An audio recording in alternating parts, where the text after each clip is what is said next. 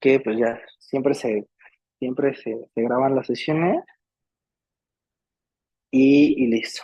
Bueno, Foucault, Michel Foucault es una persona muy importante, francés, murió en los ochentas, ochenta y tantos, y es muy importante para las ciencias sociales y la filosofía porque justamente tiene muchísimas aportaciones teóricas a lo que va a ser la concepción del poder, que también es otro concepto que ahorita vamos a ver más adelante. Pero esta capacidad que tiene Foucault para entender el poder es muy importante para todo el desarrollo, pero principalmente su principal aporte para la teoría queer y para gran parte es la conceptualización del biopoder. Resulta que Foucault dice, como el señor era muy historiador, ve muchas partes históricas de toda la construcción del concepto de biopoder, pero dice, ok, a partir del siglo XVIII, XIX, pasamos del hacer morir y dejar vivir al hacer morir, al hacer vivir, perdón, y dejar morir. Esto me estoy intentando como meterlo más. Hacer vivir y dejar morir, perdón. ¿Me podrías pasar otro de los pronombres, por favor? Bien. Que ustedes van a decir, ¿este cambio qué o qué? O sea, ¿por qué es importante? O sea, ¿por qué la conceptualización del hacer, o sea, del pasar de hacer morir, dejar vivir, al hacer vivir, dejar morir? ¿Por qué es importante? Porque este cambio va a representar tanto para la filosofía y para las conceptualizaciones posteriores dentro de las ciencias sociales. Bueno, muy importante, porque antes nos enfocábamos, piensen mucho en la Edad Media y toda esta época de eh, siglo XVIII, si no me acuerdo. Este, piensa en toda esta época de las torturas, de cómo se conceptualizaban las torturas, de por qué eran necesarias o existían las torturas como método de hacer morir. Lo que buscaban estas líneas de ejercer tortura es ver cómo podemos hacer morir más lento, cómo podemos proporcionarle fin a una vida como castigo a una reprimenda. Justamente, les menciono, no me acuerdo muy bien si fue el siglo XVIII o XIX, hacemos un cambio paradigmático en el que hacemos vivir y dejamos morir. ¿Qué quiere decir esto? Presentamos nuevas herramientas como la clínica, que nos va a referir mucho a Foucault con este ejercicio del biopoder, en el sentido de que ahora vamos a buscar hacer vivir. Piensen en cuánto ha aumentado el índice de vida desde hace años, ¿no? En la actualidad, ¿cuántos años podemos vivir? Hay personas que viven 100, 110 años, y todo esto es gracias a la medicina. Esto va a ser dos cuestiones. Voy a ir borrando para que tenga yo espacio, porque aunque tenga todo el pizarrón, no, ustedes no lo pueden ver. Es que creo que es hasta acá, aquí me ven. Ok. ¿Esto qué va a hacer? Que primero se le dé más poder a la medicina, más a la medicina, ¿no? De hecho, hay muchos escritos de cómo los ejercicios del dolor los pasamos de conceptualizarlos como algo colectivo a pasarlos a un espacio privado como lo son la medicina. Posteriormente le vamos a dar más peso a la medicina, tanto así que llegamos a imponer el género y el sexo a través de qué? De un primer vistazo médico, que es algo que hemos repetido mucho dentro de esta función. Pero el biopoder va a funcionar en este hacer vivir y dejar morir. Lo interesante aquí es a quiénes se les hace vivir y a quiénes se les deja morir. ¿Por qué?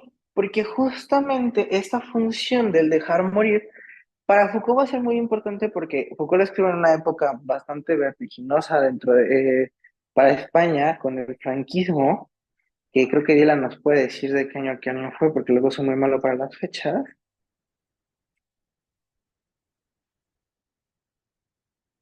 ¿Dylan? ¿O no? También.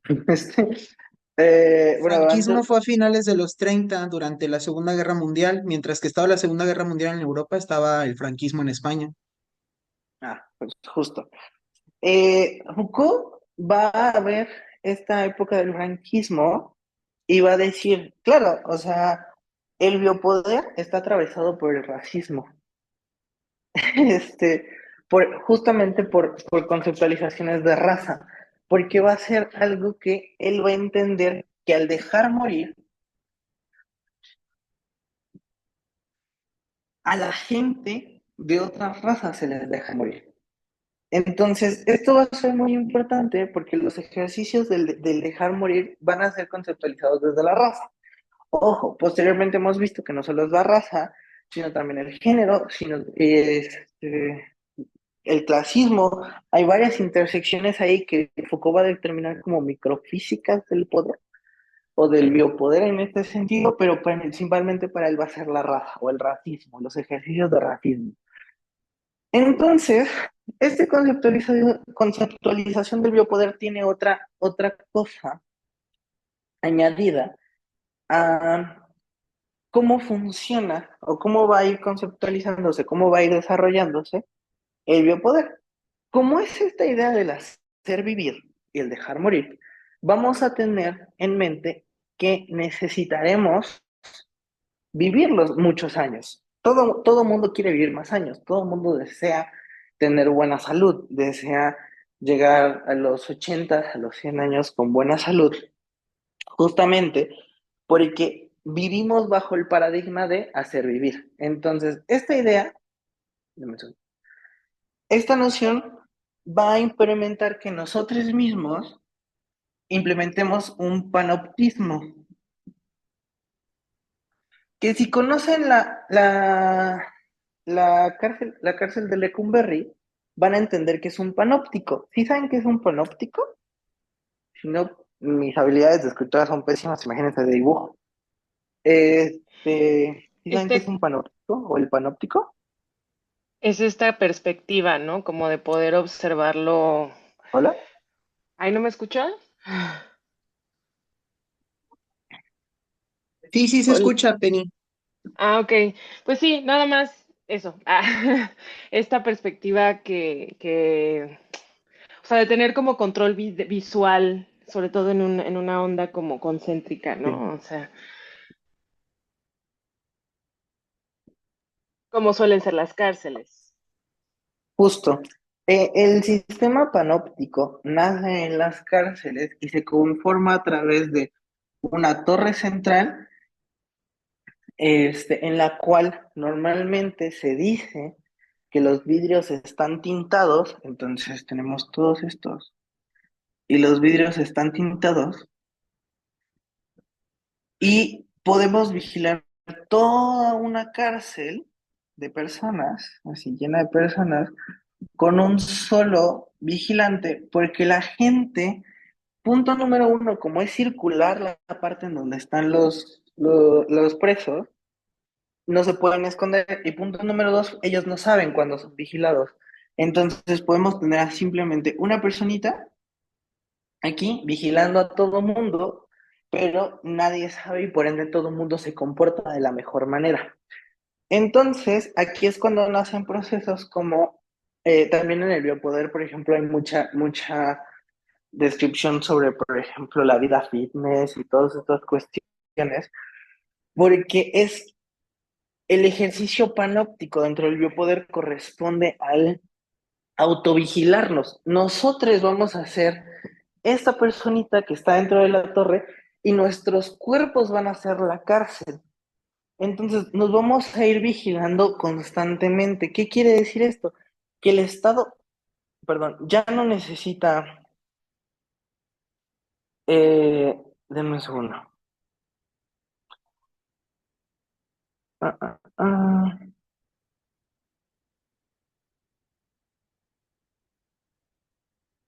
denme un segundo.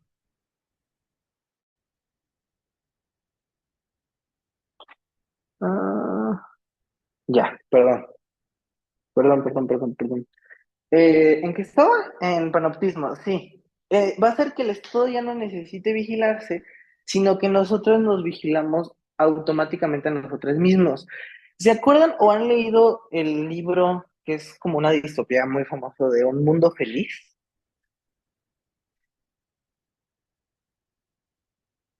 ¿O 1984 de George Orwell?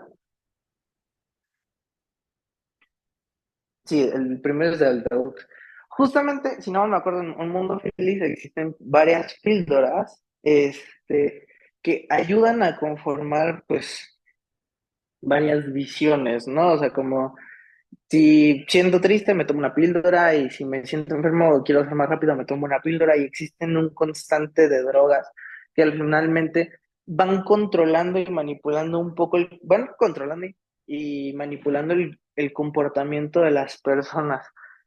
A esto nos va a referir Foucault. Obviamente Foucault y Aldous pues no, nunca platicaron en conjunto, pero pues sí va mucho en esa lógica, en cómo nos fuimos poco a poco convirtiéndonos en el propio celador de nuestros comportamientos y nuestros cuerpos. O en términos de 1984, cómo nos pusimos una cámara en la cual grabábamos a nosotros mismos todo el tiempo. Piensen mucho en todos estos comportamientos que ustedes de repente tienen, en el sentido de, eh, por ejemplo, siempre he sido una persona con sobrepeso y he tenido mucha inseguridad con mi peso. Y normalmente yo me hago mucho así, la playera, cuando tengo playeras que son pegadas, incluso aunque baje de peso. Esos son controles del biopoder porque yo estoy acostumbrado a la reprimenda, no necesariamente social, sino interna, de cómo concibo mi propio cuerpo. Entonces, justamente esto nos va a decir el biopoder. Este es uno de los. ¿Hasta aquí alguna duda de cómo funciona más o menos el biopoder como sistema de autovigilancia interna?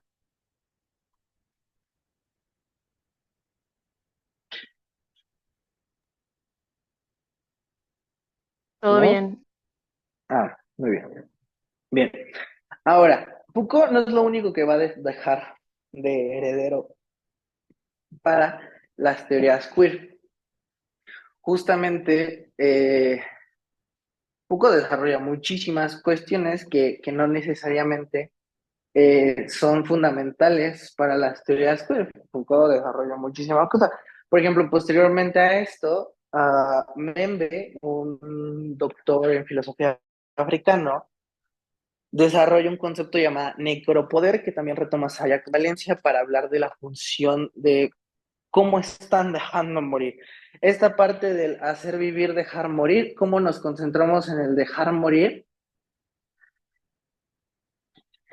y cómo se está dejando morir, ¿no? Bajo qué instituciones. Y en esta idea del dejar morir es muy importante también para la teoría queer, porque piensen mucho en cómo está pasando o cómo pasó con la pandemia del VIH-Sida o cómo está pasando ahorita con la pandemia de la viruela del mono, que incluso en esta lógica del dejar morir se han conformado como un discurso completamente de risa a la sexualidad homosexual, porque justamente se les castiga, se les castiga bajo una serie de discursos en el sentido de que, punto número uno, institucionalmente la viruela del mono en México no se ha atendido. Punto número dos, socialmente se reprime. Y punto número tres, socialmente se ha vuelto una broma. O sea, piensen en la cantidad de memes que hay ahorita de que, ay, le dio la viruela del mono, y literalmente ponen un mono, cuando en realidad es una enfermedad que deja cicatrices y que deja bastantes repercusiones psicológicas y de salud a largo plazo.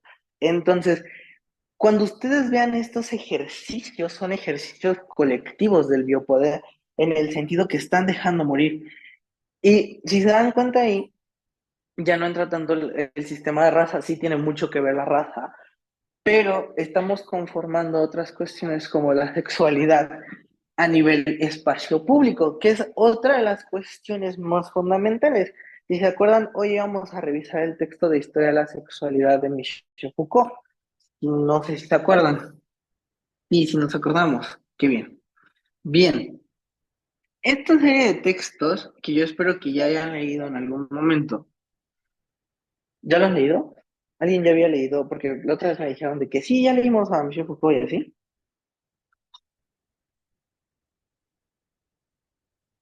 Yo me quedo esperando que contesten, ¿no?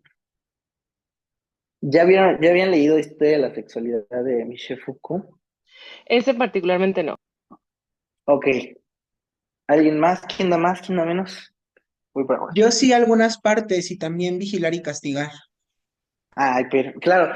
Mira, por ejemplo, vigilar y castigar es donde desarrolla parte, bueno, desarrolla principalmente el concepto del panoptismo en las cárceles y en la tortura. De hecho, la introducción se la recomiendo mucho si quieren saber cómo Foucault escribía a Gore.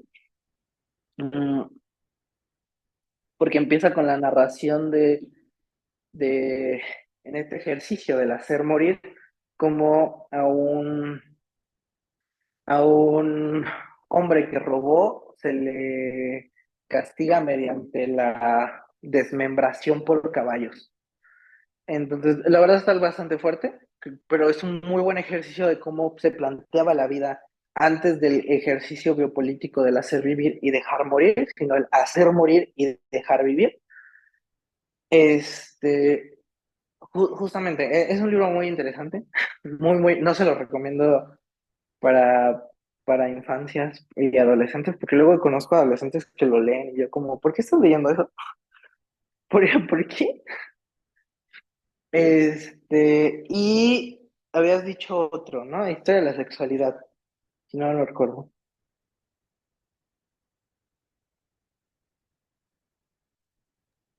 Sí, esos dos, los que ya mencionaste, Ah, historia de la sexualidad y vigilar y castigar. ay, qué bueno, qué bueno. Bueno, también vigilar y castigar es muy importante porque ahí también desarrolla junto en conjunto con uno de sus cursos, que es el de en defensa de la sociedad, el concepto de biopoder. Entonces, yo la verdad se lo recomiendo muchísimo. Creo que ya he hablado mucho de esos textos. De hecho, el de en defensa de la sociedad ya lo mandaron al grupo. Si pudieran mandar vigilar y castigar, me harían un grandísimo favor. Este, porque es un muy buen libro. Muy, muy, muy buen libro. Aburridillo por partes, pero es muy buen libro.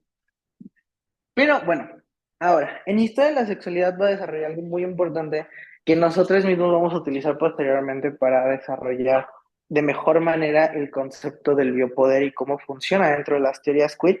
Y principalmente tiene una lógica bastante interesante y bastante controversial al principio perdón, de los movimientos que justamente se toca en este texto, que ahorita vamos a ir para allá. Bien, en Historia de la Sexualidad, Foucault dice y empieza con una cuestión. El siglo XVIII, XV, XVI, XVII, XVIII, es el siglo en donde conformamos o pasamos de entender la sexualidad en el espacio público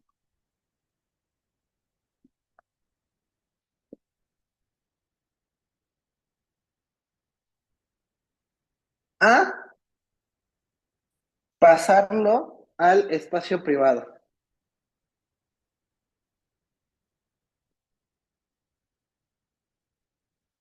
¿Por qué? ¿Ustedes por qué creen? La verdad me gustaría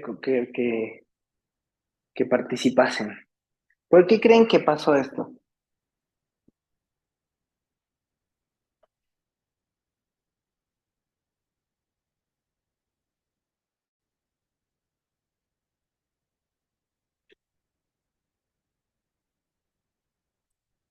Ah,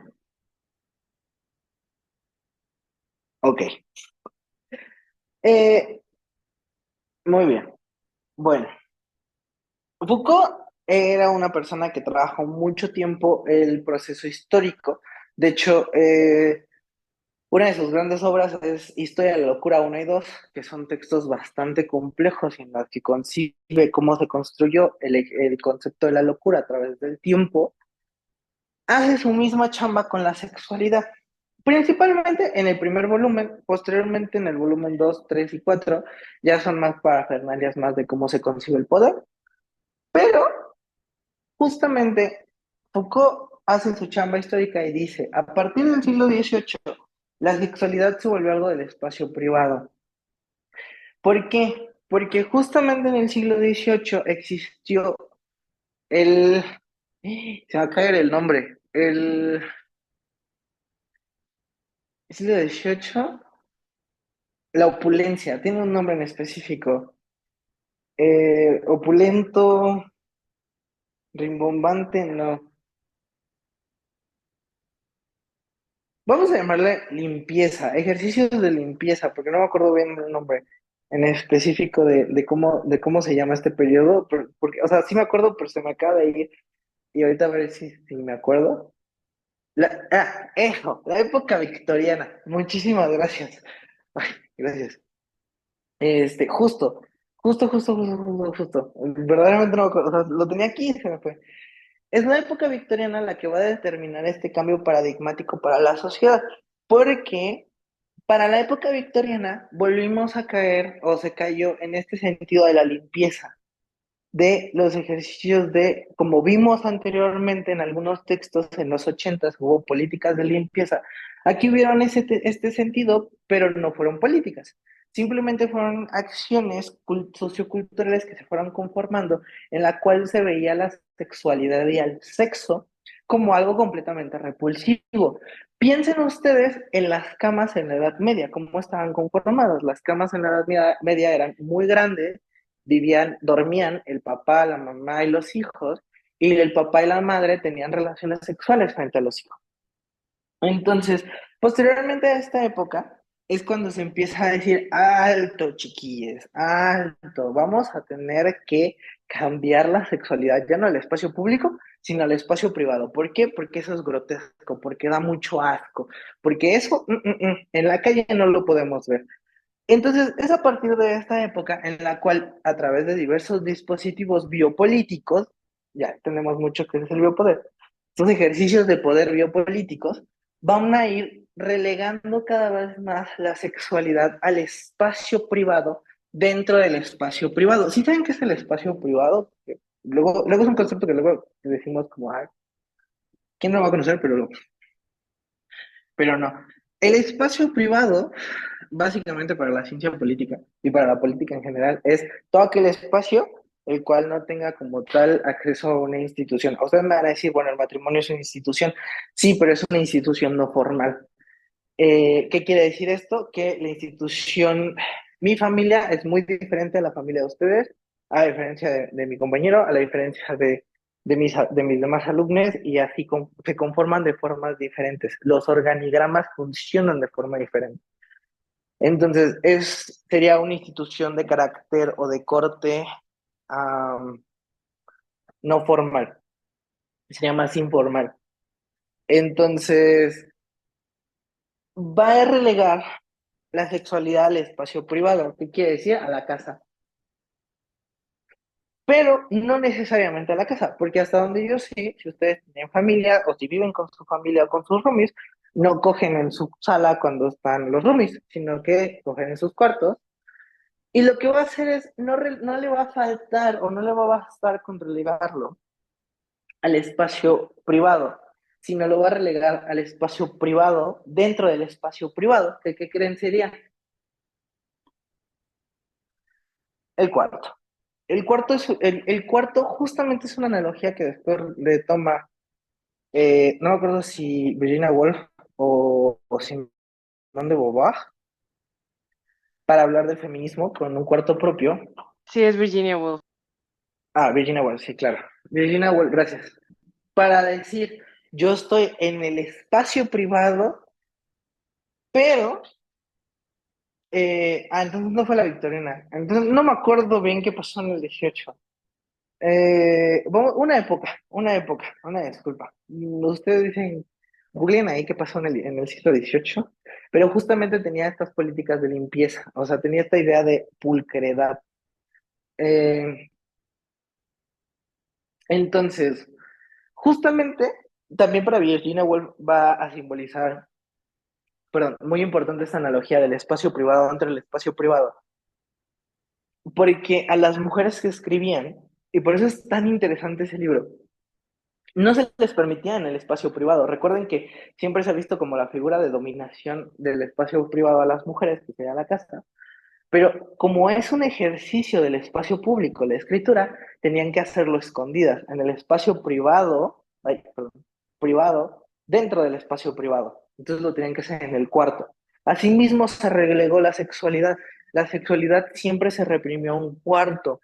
Ah, ah, sí, pero es 1700. O sí.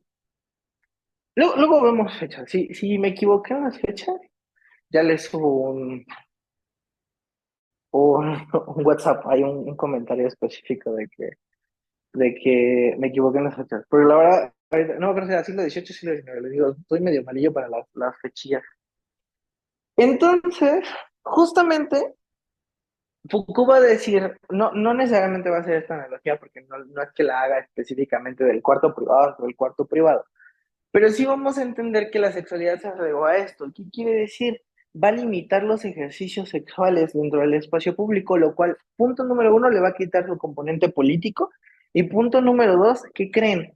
Lo va a hacer algo vulgar, lo va a hacer algo que sea una capacidad de castigar a alguien si lo ejerce en el espacio público. Entonces, esto es muy importante que se entienda, porque si vemos cómo se está constituida la sexualidad en el espacio público, siempre es vista como algo sórdido, algo bastante asqueroso. Y se ven como prácticas de resistencia dentro de la población, la comunidad LGBT, el cruising. El cruising es un acto de resistencia justamente por esta conformación de la sexualidad. Pero el principal aporte que va a tener Foucault es desarrollar, no necesariamente él un concepto que se llama sexopolítica, pero sí va a entender los principales pasos con esta analogía y otras cosas más que ahorita vamos a ir desarrollando, la idea de la sexopolítica. ¿Qué quiere decir esto? Entender, como ya vimos en otro texto, un poquito, y por eso estoy yendo un poquito más rápido con esta parte, que el sexo es político. ¿Por qué? Porque justamente se rompen estas barreras de ejercer el sexo, no en el espacio privado dentro del privado, sino ya en el espacio privado y necesariamente en el espacio público. Entonces, cuando nosotros llevamos la sexualidad y el sexo al espacio público, estamos conformando un acto político de resistencia. Eh, Justamente, o sea, el último vagón del metro, el Paseo Verde aquí en la UNAM, en CU, ¿sí se llama Paseo Verde? Que sí se llama Paseo Verde. Ay, gracias, perdón. ¿Qué no entendiste? Dime. Si tienen dudas, alzan la manita y yo les contesto su duda. Lo del sexo político. Ah, claro. Mm, bien. No sé si se acuerdan que vimos que hubo un tiempo en el que se concebía la sexualidad y a la construcción del deseo y el sexo como algo biológico, como algo que todo mundo es inherentemente una persona con libido.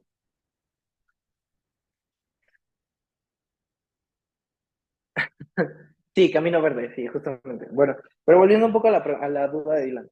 Este, no sé si se acuerdan de esa lectura que vimos hace un tiempecillo sobre cómo se conformaban estas lógicas eh, de que la sexualidad y el sexo eran algo biológico, y como eran algo biológico, eran necesariamente en el cuarto. Freud va a ser el primero en el que va a hacer este ejercicio de llevar la sexualidad, principalmente la sexualidad infantil, al espacio público con el diálogo de la sexualidad infantil y como las pulsiones, etcétera, etcétera. Va a ser el primero, pero no lo logra, finalmente no lo termina logrando, sino es hasta Foucault en el que va a decir, con esta idea del concepto de sexopolítica, que no lo desarrolla él, si no mal me acuerdo, no estoy, yo digo que no, es un concepto que se desarrolla después utilizando toda esta lógica de Foucault, en la cual el sexo no estuvo en una primera instancia aquí, sino estuvo en el espacio público.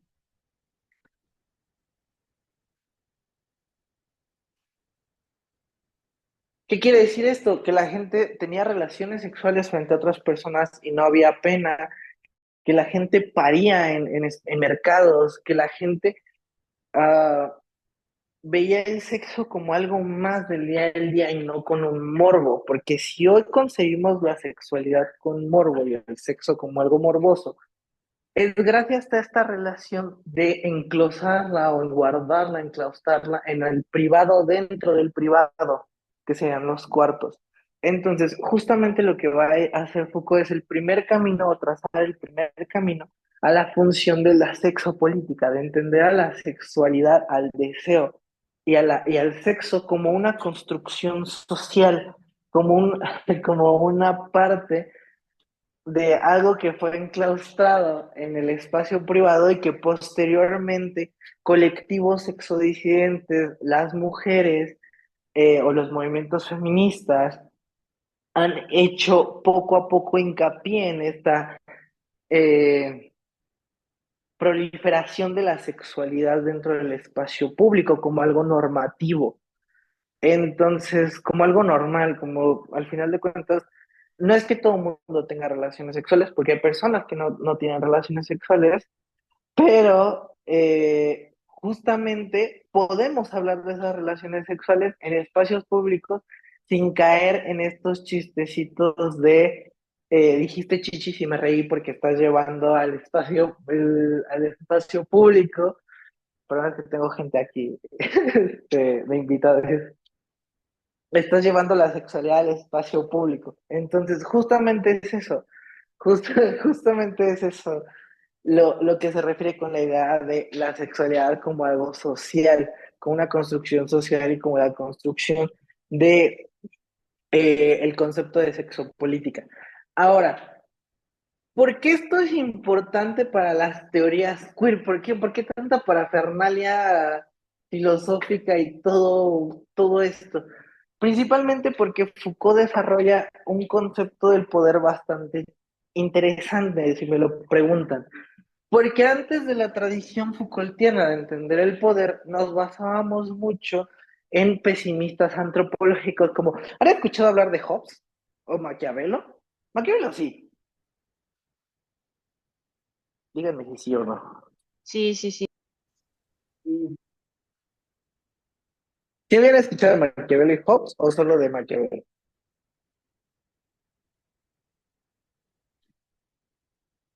De Hobbes no. ¿No habían escuchado de Hobbes? De Leviatán. Ay, sí.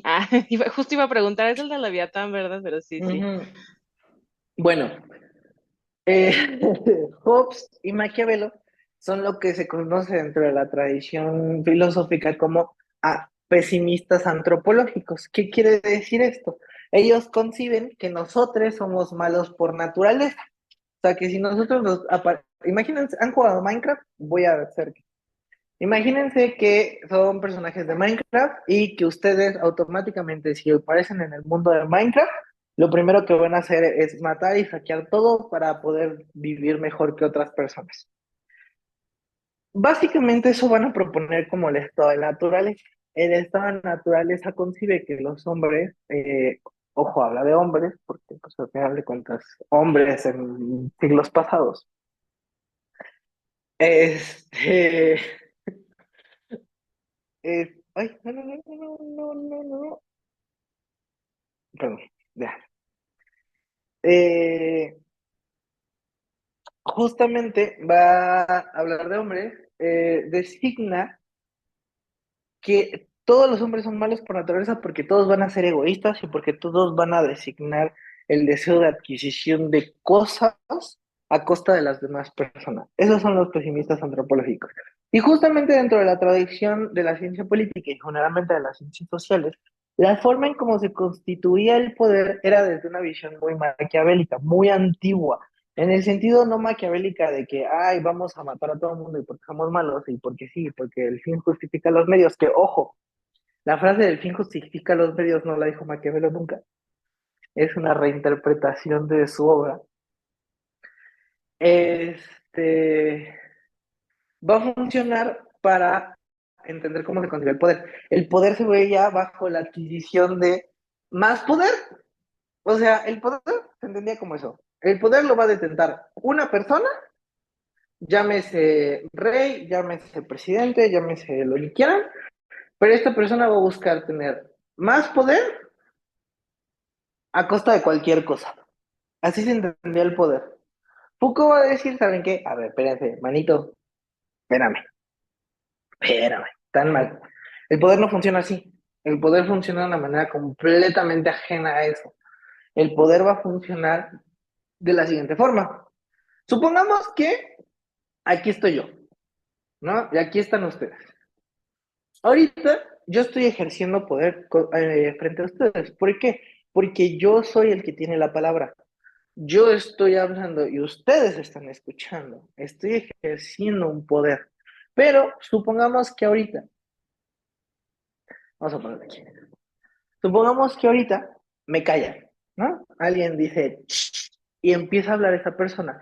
Esa persona automáticamente pasa a tener el poder de la conversación. Ojo, esto estoy haciéndolo en efectos bastante chiquitos, este, bastante chiquitos, perdónenme. Ay, no, nunca dan clase con invitados presentes. Este, en una conversación, y esta persona pasaría a tener el poder. Entonces, es muy importante que comprendan esto. Los ejercicios de poder en Foucault no son de una sola persona, sino que van y vienen. Esto ya sea en conversaciones, en el Estado, en conformación de marchas, etcétera, etcétera, etcétera. El poder pasa a ser algo fluctuante, algo que, uno, no se puede poseer todo el tiempo y dos, no es algo que puedas dejar de tener de un momento a otro, sino es algo que va y viene. Entonces, es muy importante que comprendan esto. ¿Hasta aquí alguna duda de cómo se concebía la tradición, como los puntos primordiales de Foucault para la teoría queer?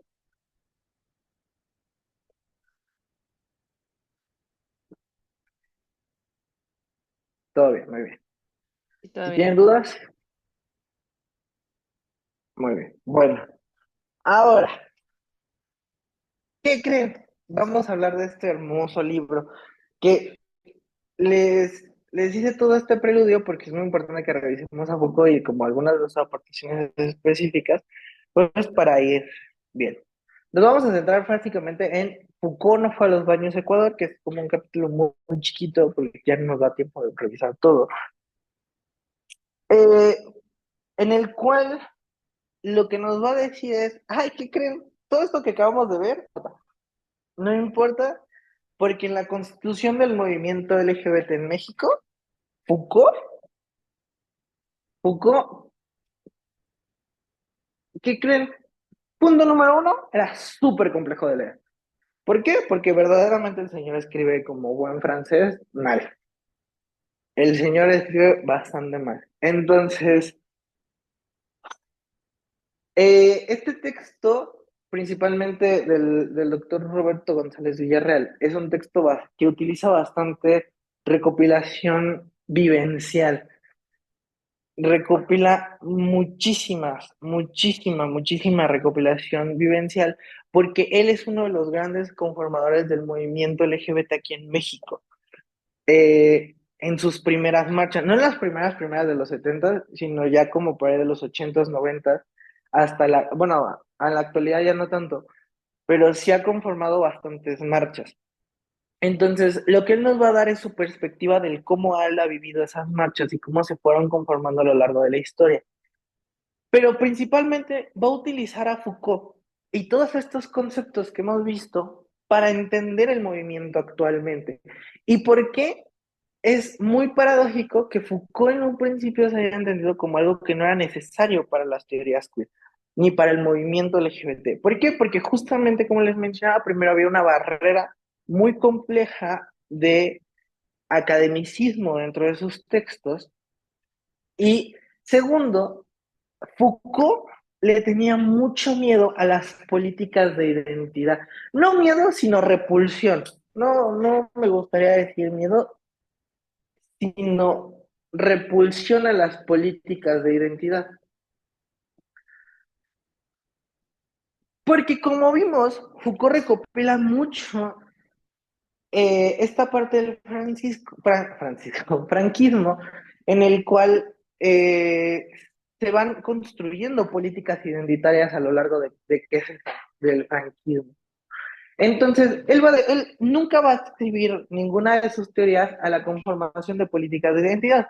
Y como lo hemos visto a lo largo de todo de todo esto, estas clases, el movimiento LGBT lo que buscaba era una conformación de una política identitaria con las políticas de liberación homosexual de los 70s, 80s.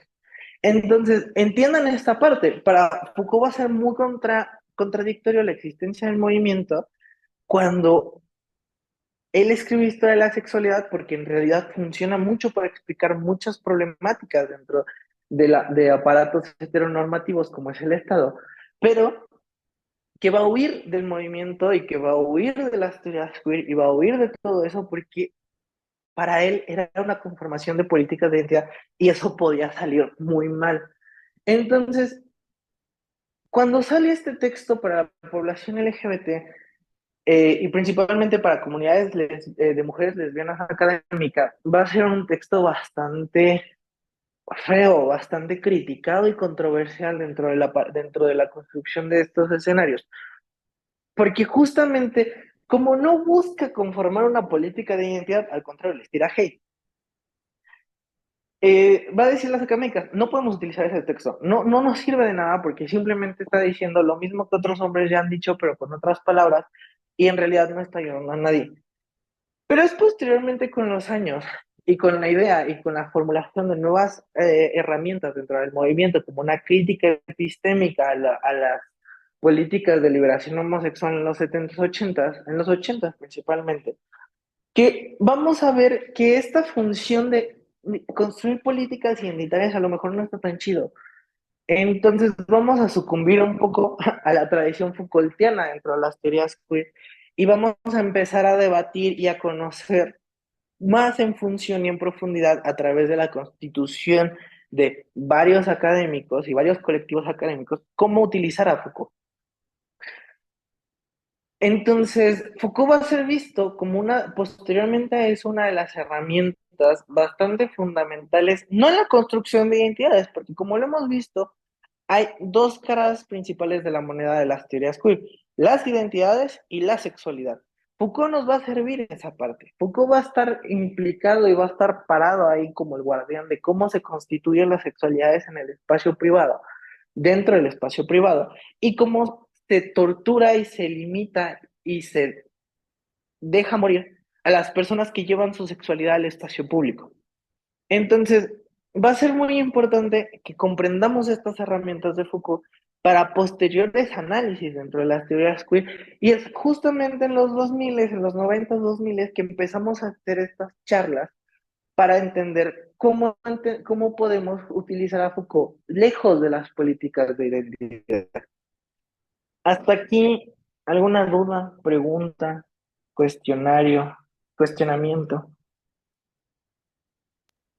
No, todo bien, todo bien. Bien. Lo que va a hacer el doctor Roberto González Villarreal junto con Foucault o utilizando a Foucault es decir, ok, va, no están chidas las políticas de identidad, va, se las compro, todo chido, todo bien, todo correcto, pero tampoco estamos haciendo bien las cosas. ¿Por qué? Porque sucumbimos al capitalismo. Le ayudamos, en lugar de salvar al mundo, sucumbimos al capitalismo y nos conformamos como un movimiento capitalista. Construimos nuestras identidades o nuestras políticas de identidad sexual a través de la conformación de hegemonías capitalistas. Piensen en qué son los regímenes de belleza dentro de la comunidad homosexual. El hombre blanco, mamadísimo, que principalmente es de los nortes globales, o sea, es estadounidense, o sea, o viene de países entre muchas comillas del primer mundo. Y cómo hemos conformado toda una red de Ajá, justamente el straight acting, de, de conformar deseos o nuestro deseo, nuestra sexualidad, se conformó en aspectos específicos del capital. Ya no entendemos a los maricones, a los jotos, a los queers, como las personas pobres, a las personas raras, a las personas disidentes, sino comprendemos estas cuestiones como incluso a toda la comunidad la encasillamos en el hombre gay privilegiado que vive en las lomas y que solo marcha el día del Pride porque en realidad lo ve como una fiesta. Perdimos este componente político y Foucault nos va a decir, güey, ¿qué pedo? O sea, te pasaste toda la noción del biopoder y al contrario, sucumbiste al biopoder del capitalismo para desear cuerpos más hegemónicos cada vez, cuerpos más blanquecidos cada vez, cuerpos más ricos en el sentido económico. Sucumbiste a esos deseos, a esas vigilancias del capital. ¿Y dónde quedó la liberación? ¿Dónde quedó las disidencias puestas en el espacio público? Que ojo, no quiere decir que estas personas no representen el movimiento, pero que sea una crítica a cómo están conformados estos deseos, porque si dentro del movimiento la meta es conformarse como una de estas personas o el estereotipo de hombre gay blanco hegemónico de Polanco, sí hay, hay una problemática, sí hay una cuestión de crítica, justamente porque estamos sucumbiendo al capitalismo. Entonces, básicamente, lo que nos va a decir, y el título del libro es bastante interesante, porque es un juego de palabras, con los baños o los cuartos obscuros aquí en Ciudad de México, los cuales son lugares donde puedes ir a tener relaciones sexuales en espacios públicos, pero que juegan bajo la lógica de llevar el espacio privado del privado al público, manteniendo el anonimato. Por eso son cuartos oscuros. No se conocen, por ende hay un pseudo espacio privado y juegan en una lógica bastante interesante en la función, pero uno de los baños o uno de los lugares más famosos de este espacio es un baño que se llama Baño Ecuador. Entonces, el título nos dice, Foucault nunca iría a esos espacios. ¿Por qué? Porque para Foucault esa no es la representación de la sexualidad en el espacio público. Para eso, para él, para Foucault eso sería la representación de que sucumbimos ante el capital.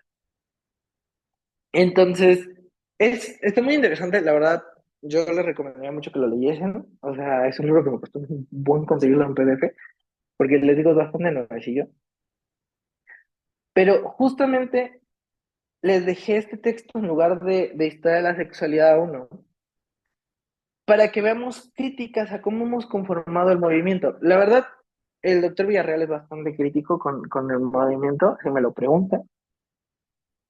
De hecho, está escribiendo otro texto sobre la conformación, ahora sí, historia del movimiento LGBT, que es una parte bastante, la mitad del libro habla de historia del movimiento LGBT, como muy por encima. Pero les recomiendo mucho que lo lean. Yo quisiera saber si no hay preguntas, dudas o no para ir cerrando la sesión.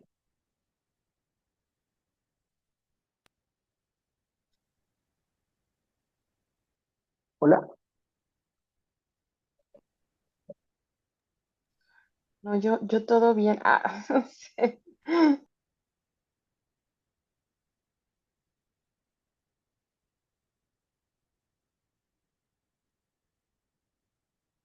Ay, no te escuchas. Perdón, ¿podrías escribirlo? Es que te escuchas muy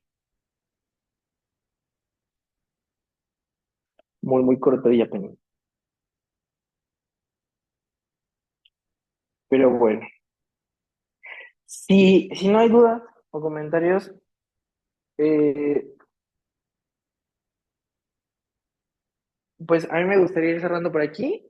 La verdad creo que es un texto bastante interesante. Me gustaría que reflexionasen un poquillo ya más en casa, porque ahorita entraría la parte de las preguntas, pero pues ya me tengo que ir. En,